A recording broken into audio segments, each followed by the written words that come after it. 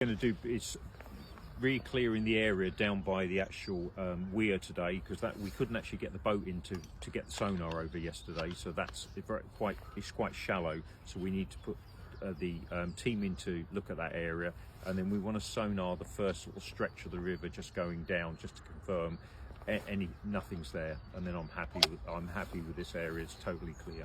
The police, in the police press conference, they emphasise that they're pretty convinced that Nicola did fall into the water. You don't necessarily go along with that. Can you say why? My opinion here is that if Nicola had gone in at that bench, and with all my experience of dealing with drowning victims every year, she would have gone to the bottom, or drifted maybe a couple of metres and gone to the bottom. The police divers, who are very professional, thoroughly searched this river that day, this stretch of river, all the way down there with a police dive team, and she wasn't there.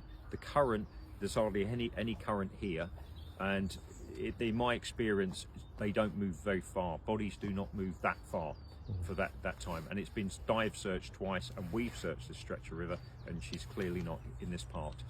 Is it feasible that the body could have drifted 15 kilometres to Morecambe Bay? No, not with this not on this tidal river. In my experience, I mean, things tend to get washed in and washed out. But there's so many bends and snag hazards. It's very shallow down there as well. As the tide goes out, it hits the stones. We had a boat grounded the other day. There's nowhere to go. Right. And what is the visibility like when you're with the sonar and underwater? How far can your sonar see? The sonar is crystal clear. I mean, I can see every rock on the bottom, every stone, stick. It's the best you can buy, and I can sort of give a guarantee that there's nothing in this part from the bench down to the weir, and hand on heart there. Right.